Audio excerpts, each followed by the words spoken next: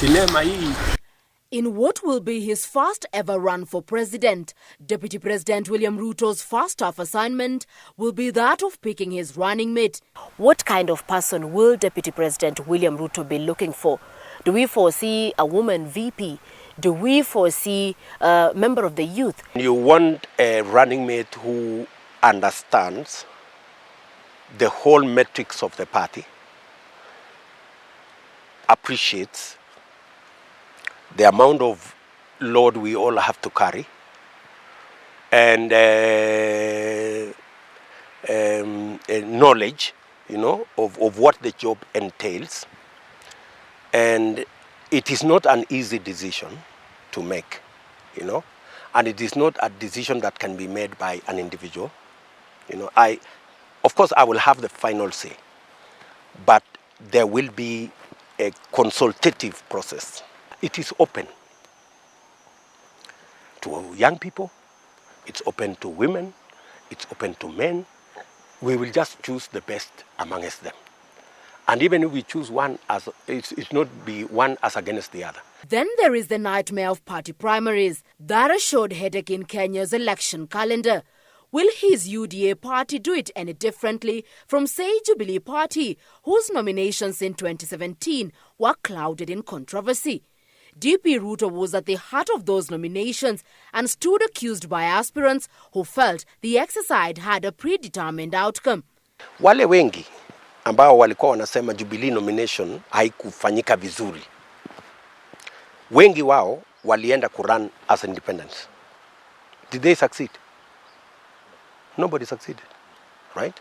Because it shows you that what was decided in the Jubilee nominations was actually what the people had decided, right? It was not a decision of the party leader or the deputy party leader or anybody else.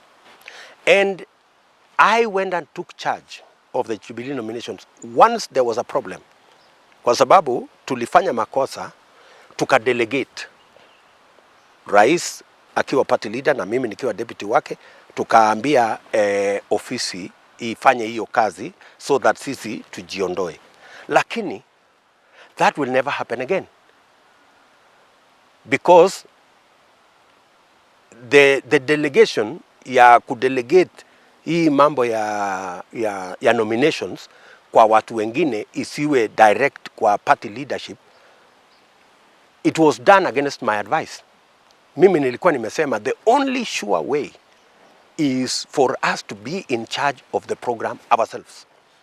And when I went when we agreed with the president that I went and sat at the party headquarters myself, the nominations went very well, and everybody got elected. And I have told the Jubilee, the UDA fraternity, that on the matter of nominations, I will take personal responsibility, because I have the experience, I have the knowledge, I have the understanding. I have ran these nominations for the last 25 years. And I have sufficient experience to make sure that the nominations will be free and fair. In any case, the nominations will actually build or destroy the party. Nominations pangs are already being felt in Kirinyaga, where Governor Anne Waiguru and UDA former insider Wangoi Ngirishi are locking horns way in advance. And I want to appreciate people who have walked with me this journey. They have made huge sacrifices. Many of them have been harassed. They've been removed from this committee, that committee, this position of leadership. Some of them have been taken to court. Many people have suffered through this journey. The only way to reward friends is not to give them a ticket. You can even give your friend a ticket, but if he is not the popular candidate, it is useless. A ticket is useless to anybody. If he is not the popular candidate that moment, that party ticket is meaningless, right? So there are friends that we will never leave behind. But one of the rewards they will be given is not a party ticket. We need the party ticket to win the election. We need the party ticket to go to the right person for us to win that seat and win the election. All of us understand that we must win the election. right? And to win the election, we must have a fair process. And any friend who does not make it in the nominations, yeah, we have a way of rewarding them.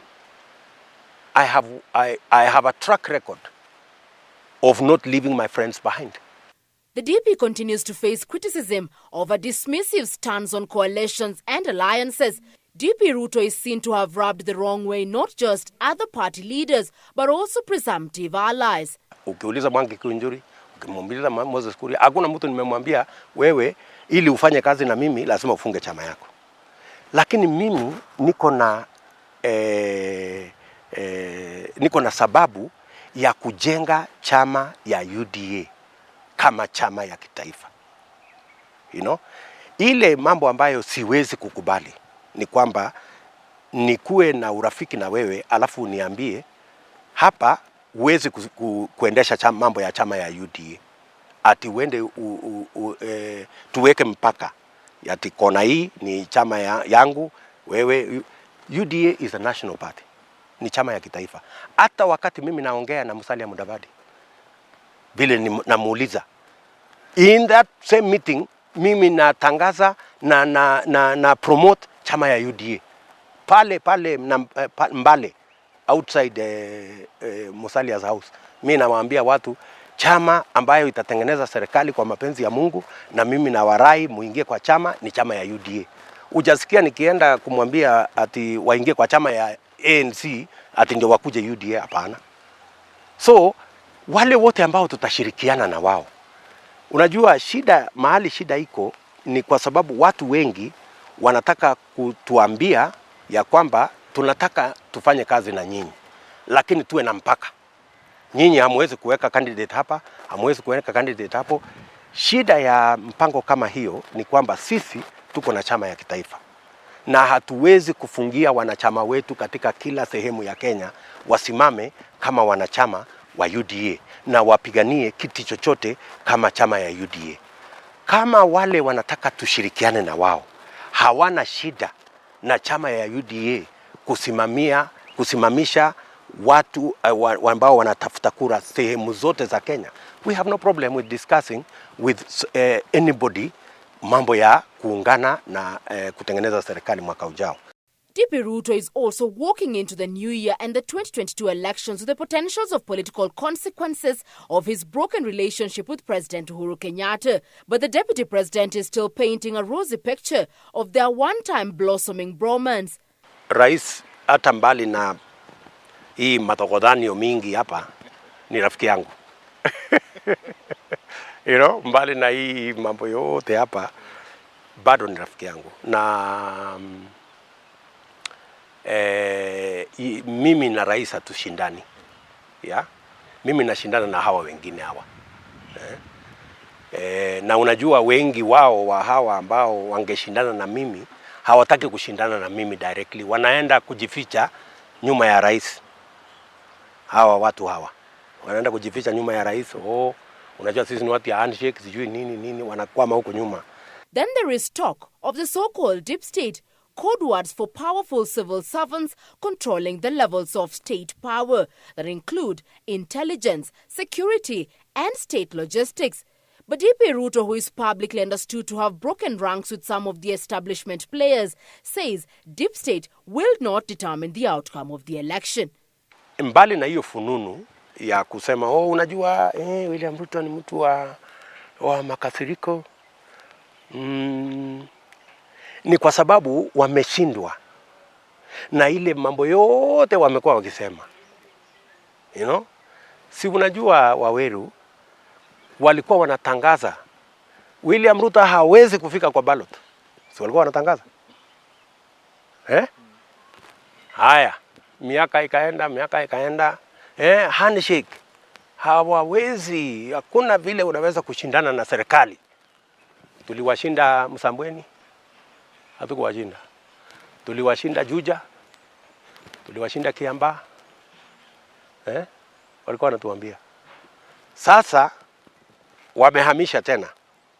Hawasemi tena ati William Ruto hatakuwa kwa ballot. Wanasema William Ruto atashinda, lakini hatatangazwa. Wanasema William Ruto atashinda, there is no doubt. na kundi ya UDA itashinda, lakini deep state na system na hii sijui nani hawawezi kutangaza yeye na hawawezi kuruhusu yeye. Sasa mimi nataka niwaambie Wakenya hawa wote, hii kitu inaitwa deep state, sijui system. Mimi ndio naibu wa rais wa Jamhuri ya Kenya. Kama kungekuwa na deep state na system, mimi ndio ningejua. Unanielewa? Kama kungekuwa na deep state na system ambaye inaweza kufanya mambo ya uchaguzi wetu 2017 haingebadilishwa na koti, hata ingawaje tulishinda. Lakini ilibadilishwa kukiwa na system, tukiwa na deep state. Hatungeshinda Msambweni, hatungeshinda Juja, hatungeshinda Kiambaa. Yani wewe unataka kuniambia kama kungekuwa na system na deep state wangeruhusu UDA ishinde Kiambaa? Wangeruhusu? Sasa mwisho utasikia hii watu baada ya sisi kuwashinda na hata baada ya sisi kushinda uchaguzi na tuchukue serikali, sasa watapindua tena, watasema William Ruto na UDA hawawezi kupata round 2, hawawezi kushinda mara ya pili. Hapo ndio wataelekea baada ya sisi kushinda hawa. Houses of Parliament as currently constituted have often been presented as a platform of flexing muscles by DP Ruto. The debate on the Political Parties Amendment Bill is widely seen as the latest contest with implications to either side of the political divide. We must have a framework that insulates a coalition partners from the conmanship of many of the people who have been conning others in that space. That's perfect. But we must also be careful not to put too many restrictions around it, that it must be in 6 months. Why?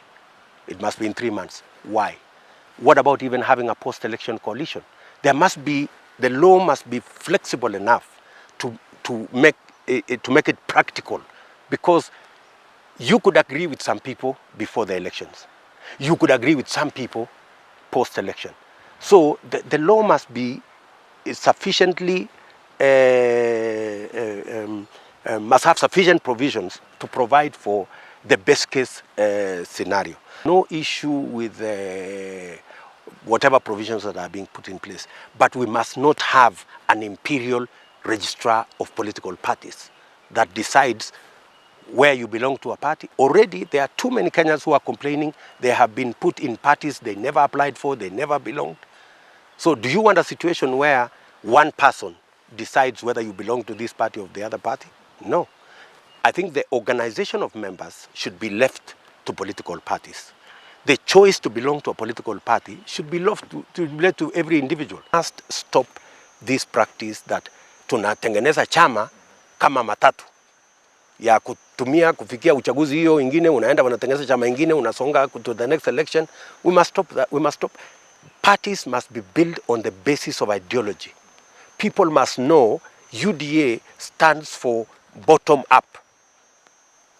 You know, let the other party say what they stand for. They stand for trickle down, or they stand for whatever. Wajieleze, you know, so that Kenyans now focus on voting, not for individuals per se, but voting for a program and something they believe in will bring an outcome that will change their lives. And so political the festive season remains for Deputy President Ruto. Unajua, tumepata kejeli nyingi kwa mambo ya wheelbarrow. Unajua, Deputy President yeye amesoma, ati sasa anataka kupatia vijana wheelbarrow. Unajua, siasa pia iko na utapeli mwingi. Yeah? Hakuna mahali sisi tumesema tutapatiana wheelbarrow kwa mtu yeyote, wacha vijana. Wheelbarrow ni halama. You know, just a symbol of any party. Kuna chama iko na wheelbarrow punda. Kuna chama iko na wheelbarrow kuku. Kuna chama iko na wheelbarrow chungwa. In all manner of things, you know. Sasa hakuna mtu amepatiana chungwa kwa sababu eti ni alama yao. wengine wako na alama hata ya simba. Sasa kuna mtu anapatiana simba kwa hii mambo ya siasa. Unajua ile ile sarakasi tuko naye. So watu wanaenda tu wanatunga ukora ya siasa kujaribu kusema mambo ya sivyo. Wheelbarrow ni alama tulichukua kwa sababu ni alama ya kazi. Utapata wheelbarrow kwa nyumba ya deputy president. Utapata wheelbarrow kwa nyumba ya mtu ambaye hata hana kazi, lakini ako na wheelbarrow hapo nje. Inamsaidia kazi. Wheelbarrow inaweza kusaidia kazi ya shamba, inaweza kusaidia kazi ya ujenzi, inaweza kusaidia kazi zote. So ni alama tu kama vile alama zile zingine. Tuache alama kando. Na tuwaambie wapinzani wetu kama wanataka tuongee mambo ya alama, watueleze. Sisi tutakuja na maelezo yetu ya alama yetu ya wheelbarrow, wakuje na yao ya kuku, wakuje na wengine wa simba, wakuje na wengine wa sijui kifaru na hiyo ingine. The year ends the epic battle of the political parties bill, and the new year begins with election bells ringing even louder. Nikizungumzia mambo ya bottom up, sio ati ni mambo tumetoa tu kwa sababu ya siasa. It is a proven economic model. Yani ni model ya uchumi ambayo imefanyiwa utafiti, inaeleweka na inafanyika katika sehemu zingine za taifa za dunia, ikiwemo Marekani. Rais wa sasa wa Marekani Joe Biden,